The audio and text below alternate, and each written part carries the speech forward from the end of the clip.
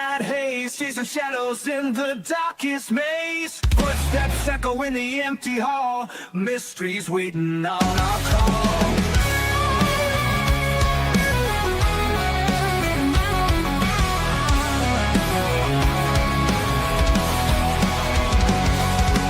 Bigfoot stomping through the pines, aliens sending secret signs. EVPs in the dead of night, ghosts dancing in the pale moonlight. Paranormal for what we bring it to you. Truth behind the veil, gotta pursue you.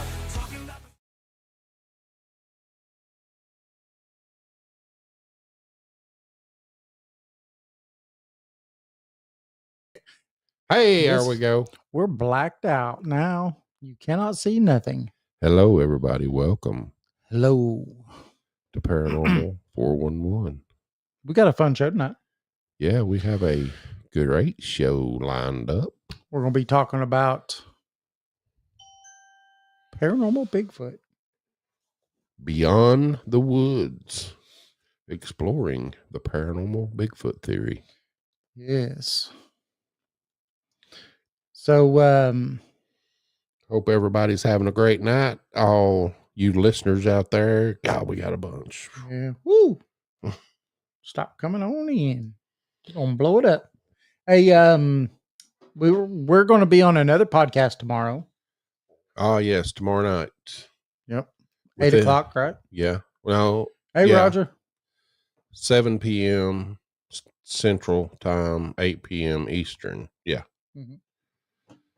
Going to be on Within the Cauldron with Chrissy Dunham and I won't say Jeff, but I know his name ain't Jeff Dunham. No, that's the guy with the puppets. Anyway, we're going to be on their, hey, look there, Eddie Robinson's in the Dang, house. what's up? Haven't seen Eddie in like 5 million years. I know, right? Roger Welch is on there. Hey, Roger. Yeah, tonight Right. we're going to be talking about some paranormal Bigfoot. Paranormal Big Feet.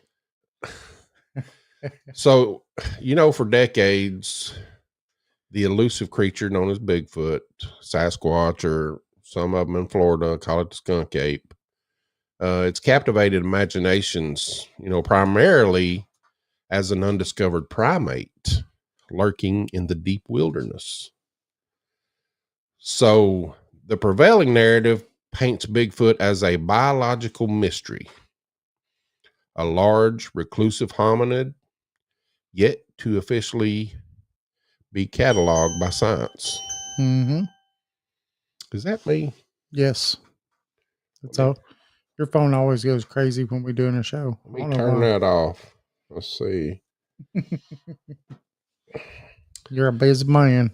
So, however, a growing subset of researchers and experiencers propose a far more intriguing and unsettling alternative. What if Bigfoot isn't just an animal, but something more, something more paranormal? Yes. So we want to welcome you tonight to the show. It's what we're going to be talking about, the paranormal Bigfoot theory. And David, no, I'm still going in Yes. a supernatural. You're in a hurry to get stop talking there. Whoa, I know it. I'm psyched up. So the traditional Bigfoot hunt focuses on tracks, scat, hair, and Photographs. blurry photographs. But Or better known as blob squatches. yeah, circle squatches. Yeah. So for those that embrace the paranormal theory like I do, and I think David does, yeah. these tangible pieces of evidence are often accompanied by phenomena that defy conventional explanations. Right. So the core of this perspective lies in the creature's seemingly impossible abilities and the anomalous events surrounding some of the encounters. Right. David's going to talk about some of these abilities right now. Yeah, we're going to start off talking about some infrasound. Hey, overtly overstocked Oscars. Overtly overstocked Oscars. Pufferfish. Oh, that's awesome. Hey, you know, I about got put in jail over a puffer fish. What was you doing? Or do you even want to tell that story? That'd be a weird one. I was married. Listen to me now. I was married for about a year. That's the way they all start. That's either I was married or hold my beer. With my oldest son's mother. And so, you know, my clothes knew the way back home to my mom's. Mm-hmm. And a lot of times we got in arguments.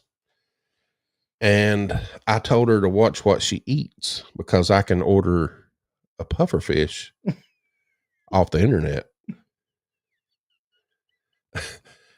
About 3 weeks later, I was working down at Honda. Uh-huh. Here come the law. Here come the popo. And they were laughing. They said, well, we got to serve a restraining order on you for you threatened. Hey, baby girl. You threatened so-and-so with to poison them with a puffer fish. It was funny. I mean, that is about. I can't believe you would do that, Jason. I did. Oh man, that's a pretty good story. I've never heard that one before. No, you've never told me that story. Yeah, that was a while back. That's been at least 20 years ago. At least, maybe more than that. It's been a long time since we've worked at Honda. No, you're not late. So, howdy, baby girl. So we're going to talk about some infrasound. Now the concept of Bigfoot utilizing infrasound is one of the most physically tangible aspects of the paranormal theory. Witnesses often report a sudden and intense feeling of dread, a sickening wave of nausea, or a paralyzing pressure in the chest just before or during an encounter. Now, these are classic physiological responses to sound frequencies below the threshold of human hearing. And I think that's typically below 20 hertz. Mm-hmm. Right, Jason? Yeah. If my memory serves me correct. Right. Overly overstoked. My hubby would have me locked up. Hey, I thought I was going to jail when the HR lady busted out laughing and the cops were going crazy. You've threatened her with a fish. I may have. I'd been drinking a little bit that night. Just a little? Yeah. A truly massive animal could naturally produce such sounds. But now the theory suggests a level of control and intentionality. What's up, Stephen? Hey, Stephen. So this isn't merely the roar of an enraged beast. Some researchers believe that Bigfoot may deliberately emit these powerful low-frequency waves as a psychological deterrent or a weapon. So infrasound is known to cause anxiety, hallucinations, and disorientation in humans. So by strategically deploying it, the creature could effectively incapacitate an intruder or make them flee the area, ensuring its own continued anonymity without resorting to physical confrontation. Now, this elevates the Bigfoot from a simple hominid to a sophisticated entity using an advanced form of biological warfare. Yes. And it's pretty much been explained as almost the same thing as a big cat. Yeah. Like a guttural growl or something that you could feel in your chest. Like a bass, a subwoofer beating down your chest. Yeah. That you can't hear it, but you can feel it. Huh. Yeah. Wild. Yeah. Now, the intentional use of infrasound also speaks to a higher level of intelligence than a typical undiscovered ape would have. It suggests the creature understands the physiological and physical effects of sound on the human biology. Now, this level of tactical awareness is a key departure from the flesh and blood hypothesis. I want to do that. Flesh and blood hypothesis. It's all hypothesis. Implying a conscious effort to manipulate the environment and the perceptions of witnesses, further protecting the species from discovery. Now, ultimately, the infrasound hypothesis moves to the conversation away from visual evidence to sensory evidence. Now, it seeks to explain the often consistent feeling that accompanies an encounter, a feeling that leaves witnesses shaking, psychologically disturbed, and even if they never get a clear look, this subjective yet widely reported phenomenon is a powerful driver for the paranormal interpretation of the Bigfoot mystery. Yeah, you get a lot of reports, and I've heard them. Yes, arcane discoveries. I do believe they are supernatural. Yeah, you get overly overstocked. Oscar says elephants are like a rumble starting at your feet, standing on a subwoofer. Wow. That's interesting. But everybody's heard, I know we have heard people talk about their experiences, and a lot of times they don't see nothing, but they get spoke to. Yep. Through their mind. Yep. They'll get that mind speak. Yeah. And then the same thing like this, people will maybe hear something off in the distance, a little ways off from them, maybe 30, 40 yards or so, but then they'll get hit with this dread. They'll feel something in their chest and they'll just get scared. Yeah. A lot of people ready to run. That fight or flight kicks in. If you're in your right mind, that would be a stiff warning to move on. Right. Move on. I think it's a good natural defense. Maybe not natural, but. Well, I mean, you look at it and we do have a fight or flight response. Everybody does. And so that's what happens is it triggers that fight or flight response. Yeah. And some people just freeze in that moment. And somehow these creatures know what it does. I'd say over the millennia of using it, of doing it, it's probably what causes, the fact that they're like, oh yeah, watch this. Hey, Junior, watch this. Yeah. Look at that pterodactyl over there. Watch him. I'm going to get him. Yeah. So, how many have heard reports of 2 footprints, then nothing? Right. Or 1 footprint, then nothing? Yeah. It's called the Vanishing Act. Well, it's, and there's a lot of people who try to circumvent that by saying, oh, well, they're experts in walking their tracks backwards, or, name your pick of what other people might say. But I think we've heard it about everything. I was actually watching today a trailer of David Pilates' new documentary coming out. Right. And I seen one witness where it was talking about they followed these tracks for a while and then they just went to nothing. It was in snow. Then no tracks at all. So how do you do that without being beamed up or something? That's it. Or a door opening up and you just stepping through it, So all right, we got these hairless people following us. Let's just step through this portal. Yeah, open her up. Beam us up, Scotty. So the problem of Bigfoot's elusiveness is a central pillar of the paranormal argument. For a creature purportedly 8 to 10 feet tall and weighing hundreds of pounds, it should be physically impossible to simply vanish from sight in a matter of seconds. Right. Especially in areas of thick brush or dense forest.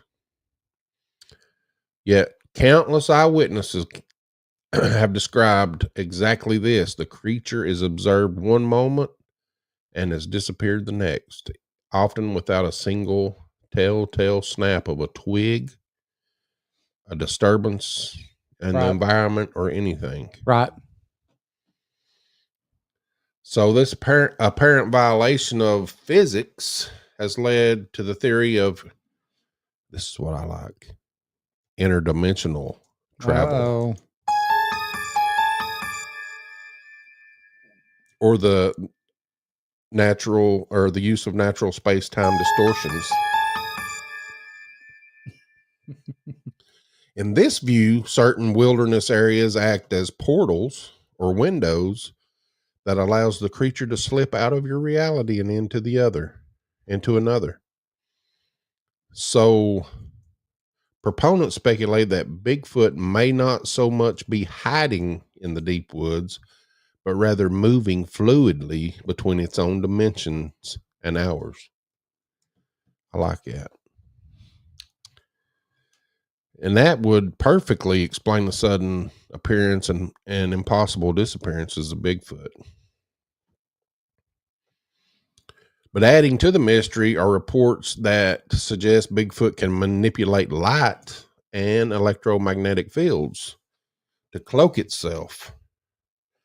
Now, we've seen video of cloaking, yes. and it was awesome. Yes. You know, this could range from a biological mechanism that distorts light. Light waves could be distorted around its body to advance, or perhaps alien derived. You know, we never know. This effect would create the illusion of vanishing into thin air and explaining why no physical evidence is left behind and why thermal cameras sometimes fail to pick up the creature's heat signature. That's crazy. That's it. That is interesting. So the vanishing act is arguably the single most frustrating detail for traditional cryptozoologists. And probably one of the main reasons why the field hasn't really advanced as much as it should have over all these years, because most people are so tied up with it being flesh and blood only. Right. Most of them refuse to even look at any of these other things that we're talking about. Won't even talk to you, won't even acknowledge you. That's right. And half the time, if you're giving them a statement, they leave all that stuff out. They'll only take what fits their narrative. And but I mean, this right here would, like you said, would make it also harder for them to be found. Yeah. They would have an ability that could. It's proof for us, but hearsay for them. Right. It's woo. Yeah. So the goal is no longer to find a hidden animal, but to understand a phenomenon that interacts with the fundamental laws of reality. Until a physical body is produced, the question remains, is the creature simply a master of stealth or a master of space and time? I like the last one, space and time. Space and time. Well, that throws it right back into the possibility of aliens. Yeah. Now it should be George Tsoukalos. It's not alien. Stephen from Arcane Discoveries, they have 1 foot in our natural world and the unnatural world. Like I've said, the energy and vibrations they could possibly do. Yeah. Right. Well, I mean, Native Americans have said it, for thousands of years too. That they walk in both worlds, not only this physical world, but also the spiritual world. Trust the woo. Well, I mean, and that's the problem I have with big organizations and stuff, because, okay, I guess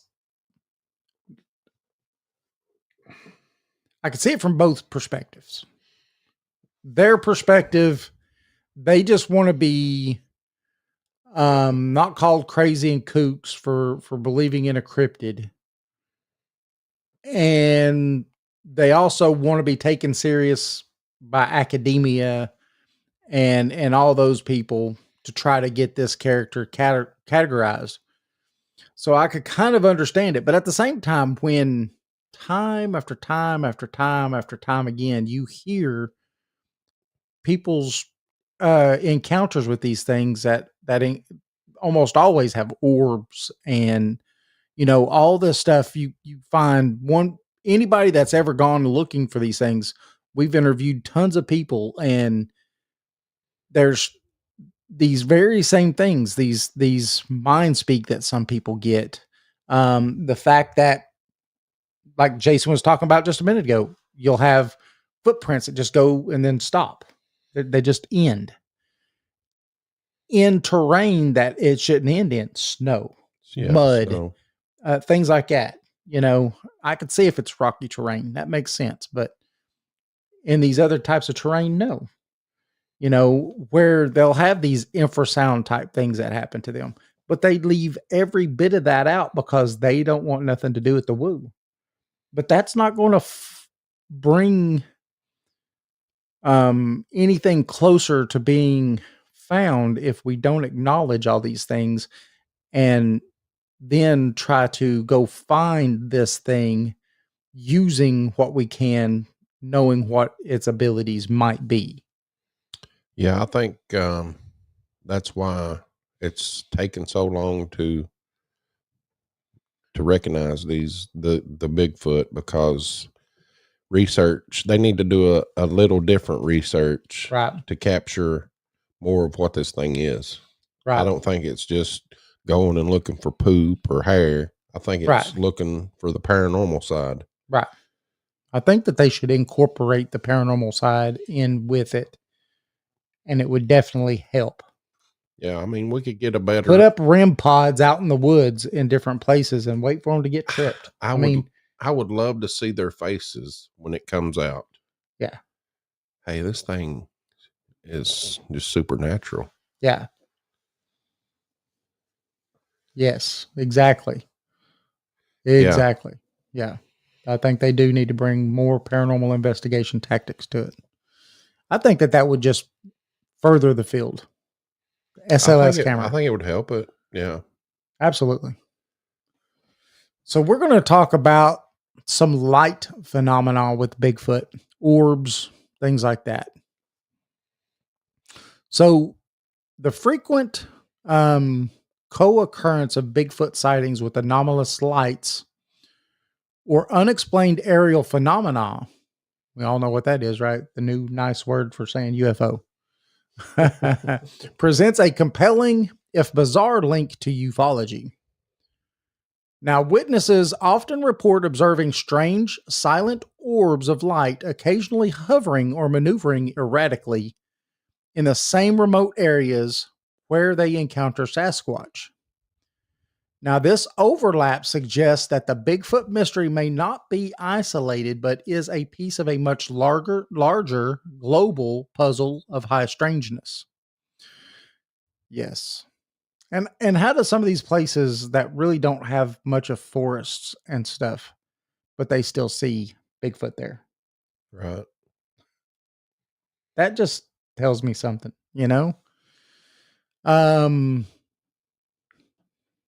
Lori Wade, talks about her zapping event, right? This pattern has led some to propose that Bigfoot is either directly connected to extraterrestrial life or is an entity native to a different plane of existence that is somehow connected to UFO events. Well, that would come across really well, I think, with portals and things like that, right? And we've talked about that on this show quite a few times. Now, one version of this theory posits that Bigfoot is an alien life form or a hybridized creature, possibly left here on Earth, or they're utilizing the planet as a biological research zone.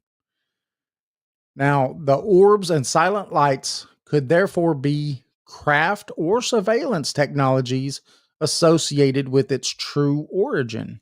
Now, let's take that for just a second, right there. The movie of Greg Ogles that we watched. Right. You see this beautiful blue orb dancing and like, hey, look at me, look at me, look at me, look at me, look at me. So you won't see what's happening on the ground of that thing spider walking. I know, right? That's what I had on my mind there just now when we was talking about this. Right. So it's like they are working in conjunction with each other. How? I mean, I don't know. Distractions. Yeah, it's saying I'm this big, beautiful blue light that shouldn't be here. Look at me, focus on me so you don't see, So you don't Bigfoot. see Bigfoot army crawling towards you to get a better look. Yeah. Spider crawling. That's crazy. That I don't get spooked by a lot of things, but I think that a massive creature spider crawling towards me would be wicked. Very wicked. Oh, just to mention, Greg Ogle's got a new film coming out. I think it's going to premiere January the 31st in Alabama. Yeah. I think anybody that wants to go to his event can go to Eventbrite and buy tickets. Awesome. Just search up for The Vanished, premiere of The Vanished. Yeah, I hope we get to go. Yeah. It's just 4 hours away. That ain't bad. I could drive that with my eyes closed.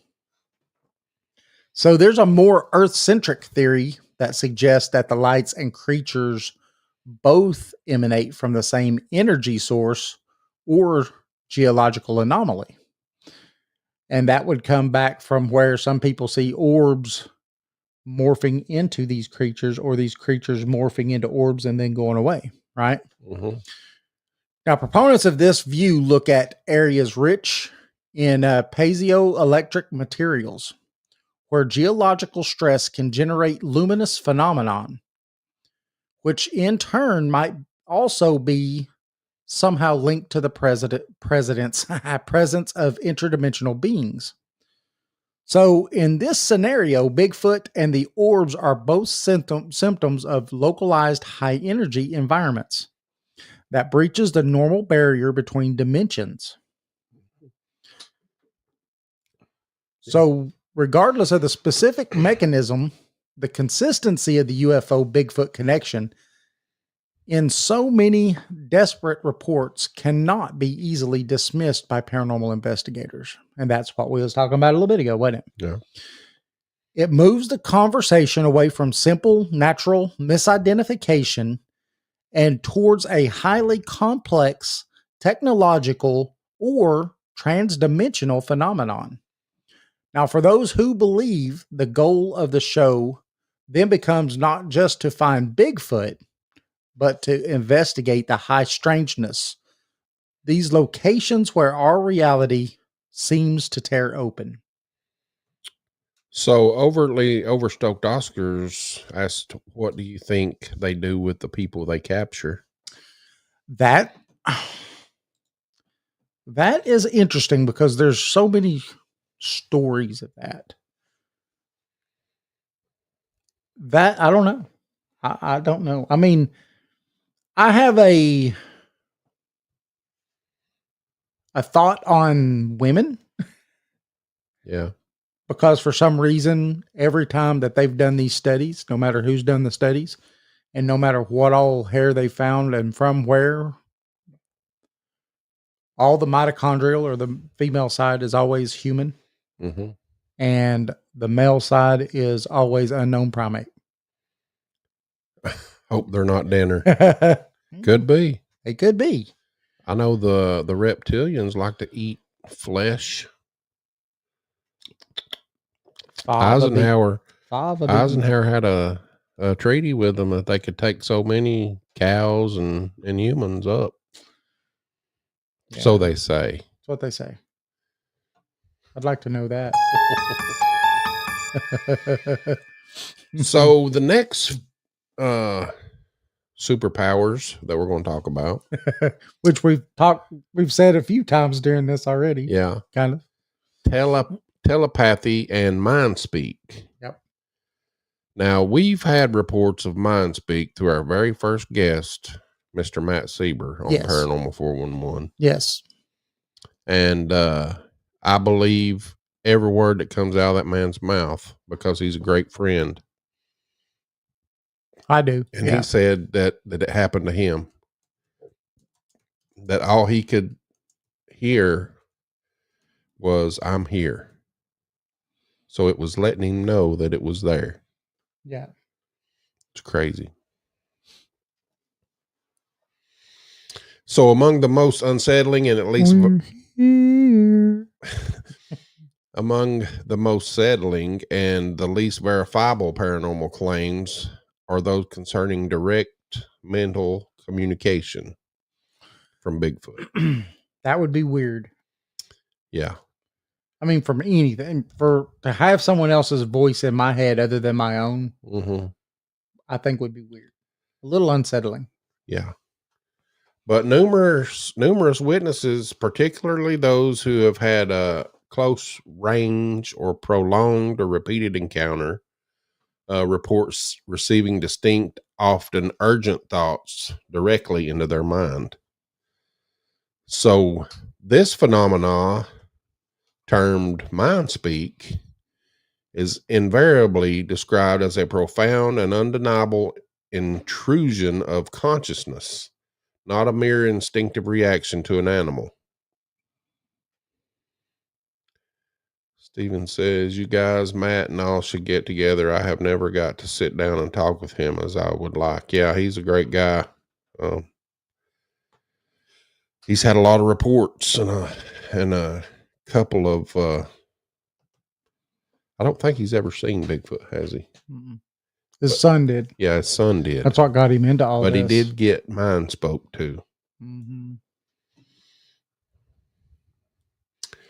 So the content of these telepathic messages is frequently consistent commands to like leave, stay away, or a projection of overwhelming fear and anger designed to drive the human intruder out of the area. So this suggests a form of nonverbal intelligent communication that serves an immediate self-preservation function. If it's proven, it would mean that Bigfoot is not only an unknown hominid, but one with highly advanced psychic capabilities far beyond those currently recognized in any terrestrial species. Yeah. Now, this theory implies a level of consciousness and intelligence that rivals or even surpasses our own.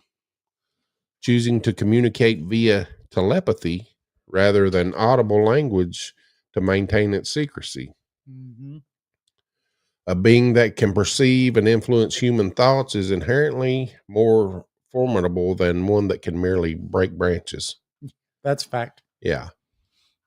So this mental prowess reinforces the idea of Bigfoot as a trickster or guardian of the wilderness. Which a lot of natives say Yeah. he is, or it is. And it's able to manipulate human emotion and perception at will. Mm-hmm. So while it's impossible to prove with current scientific methods, which they need to, these big researchers need to start using some different equipment, I think. Yeah. Well, if you try something and it doesn't work, but you keep trying it anyway, thinking it's going to work,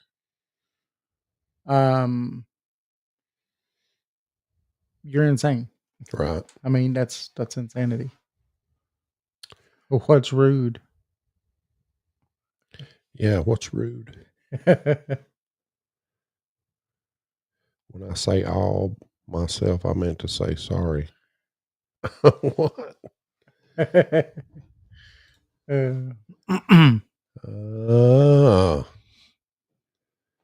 So it suggests a shared experience that cannot be easily dismissed as simple hallucinations or misinterpretations. Ultimately, the reports of mind speak force the issue. If Bigfoot is real, we may be dealing with a being that doesn't just share our world, but it interacts with us, right. on a fundamentally different and far more powerful level. Yeah. Yeah. I think that's true. Yeah. What do all of y'all think? Get out of my brain. That's what she said. That's rude to get in her inside of brain. her brain.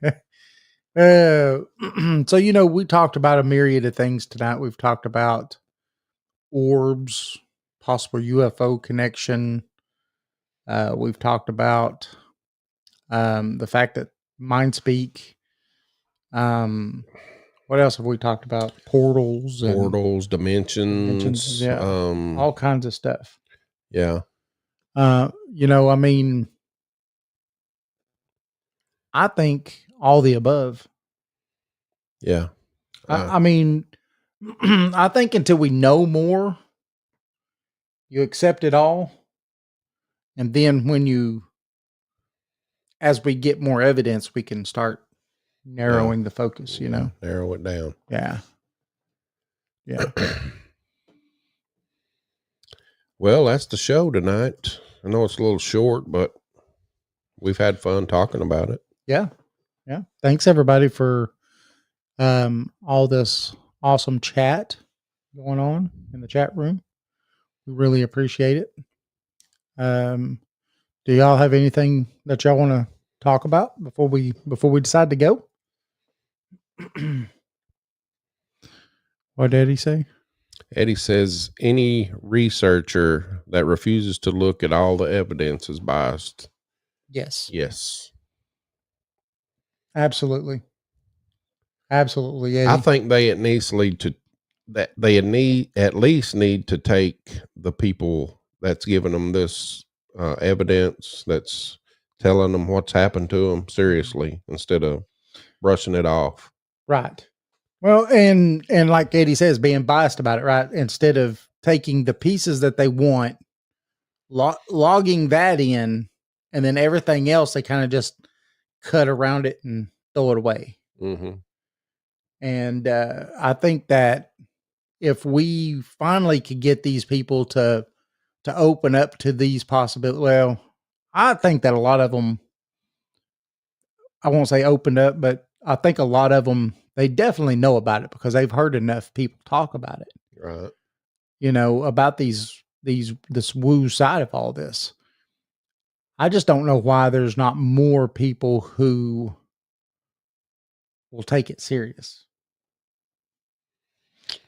I don't know. They just they need to get more evidence on tape or something, or some kind of devices we use in the paranormal world. Yeah. To get this thing checked out. So Eddie is right. If we just stop at flesh and blood, when you have a theory, you got to take everything. Oh, and that's the thing. Yeah, absolutely. That's the thing is that if we take this theory of only flesh and blood, so we're only going to listen to people and evidence that supports what we're talking about, right? Then at the same time, we're going to dismiss all the rest of the evidence because it's just absurd. It doesn't support our hypothesis. But then when you've been doing this forever and it doesn't get you any further, then you've got to think that, what are we doing wrong? Don't know, Roger. We need to do it though. Yeah. Hey, we have a lot of sightings in this area. Yeah. And a lot of pretty good researchers too. Yeah. Stephen and Eddie, they're good researchers, and I think they got quite a bit of equipment too. Yeah. Would you like to come up, Roger, and do one with us? That'd be fun. Yeah, would. Yeah. We'll definitely bring some paranormal equipment. Oh yeah. I think that would make it right. I think if you could catch something, like with an SLS or something like that, I think that if something tried to cloak, it wouldn't matter because it would still be able to see it. Yeah. Just like with that LiDAR Mm-hmm. in that cave. Yep. Saw it perfectly. But you don't hear about it anymore. I mean, you've seen it on the show, but they don't talk about it. What's funny is that I've only ever heard us on this show talk about it multiple times. Yeah. I've never heard anyone else talk about that that happened on that show. It's crazy. Yeah. Yeah. I mean, I tried to even ask them when they came, hello, Tennessee, Kentucky Bigfoot. Yeah, you may have to go back and listen because we're about to We're almost done. almost done, man. When they were here, the last time they were all here at the Bigfoot conference in Gatlinburg and was there, you know, you try to ask them and, you know, they don't really talk about it. One person would. Yeah. Some of the people that Ronnie. we've had on the show too have not liked to talk about it, but I always ask it. Well, I mean, you've got to ask the questions. Yeah. They just say something like, did they say? I can't remember who it was. A lot of times you'll get stuff like, well, you know, I've never seen nothing like that. And in my research, I've never seen anything like that. You know, that's what you usually get. And so I'll even bring Michelle. Yes. The psychic side, that would be awesome. Yeah. Because I've seen some people, what is that show on? Something beautiful that's on YouTube. It's about Bigfoot. It's like almost hour-long little episodes. And it's just people getting interviewed. Yeah. There's some really interesting ones on there where they have these psychic abilities and they've got a lot of interactions with Bigfoot because they're psychic. I think that would definitely help. Yeah. Well, we'll have to plan this now, Roger. Yes. And then maybe we could do some paranormal investigations when you come up too. Always like a good. Yeah, it is getting great camping weather. It is. Let's do it, as Tone Loke said. Yes. Back in the 80s, right? Yes. Let's do it. Yeah, because I mean it's raining enough and everything out there that the ground would be moist enough to probably get some pretty good footprints. Jeffrey's Hill. I would like to go to Jeffrey's Hill. Mm-hmm. I know we're not that far from it, but I would like to go. Just to get like what you was talking about that you've caught there. You know, what looks like fire and hearing the dogs baying and all that stuff. That would be pretty cool. Yeah, I would. I would love that.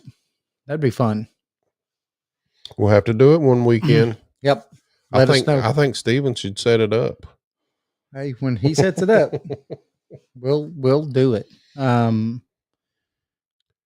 Remember this tomorrow, right? Yes, tomorrow. We're going to be on another podcast. We're going to be on Within the Cauldron with Chrissy Dunham. Yes. Coca Creek. Yes.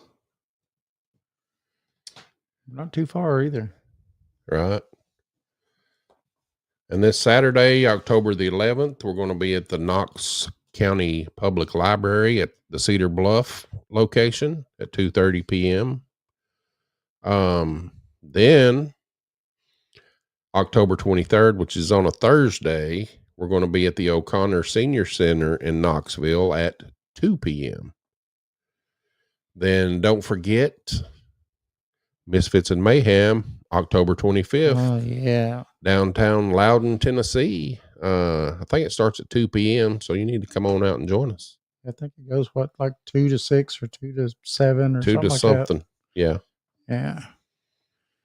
Definitely come. If you could come to any of the times we're speaking, that'd be great. We'd love to see you. We should have most of our new books in with us too.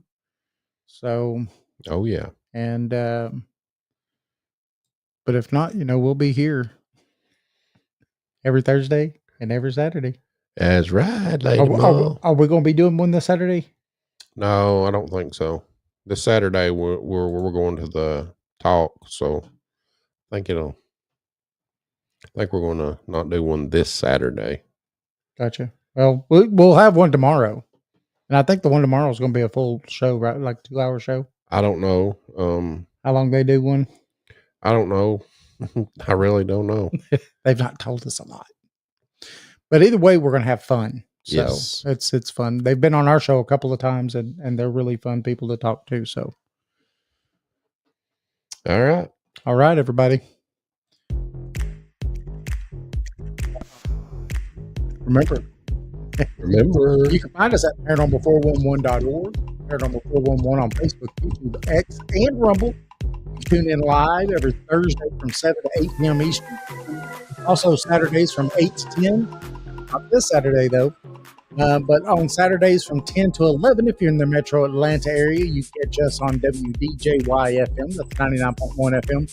For listeners outside of Atlanta, you can visit us at WDJYFM.com, or you can click the link on our website. Now, we're also on Subspace Radio on all major podcast platforms. We have a few books out now. East Tennessee Hauntings and Lore, Edition 2, a comprehensive guide to paranormal investigations, and a haunted ledger. And they are all available on Amazon, or you could go to our paranormal411.org to the website and click the link. Join us. We'll see y'all next time. Yes. Thank you, everybody, for stopping in and talking to us. Yeah, we Great conversation. Really appreciate it. We love all of you. Yes, absolutely. Thank you. Have you ever wondered what lurks in the shadows? What secrets the night hides? What strange phenomena might be happening just beyond your perception? Join us as we journey into the world of the paranormal, exploring everything from ghosts and UFOs to cryptids and unexplained occurrences.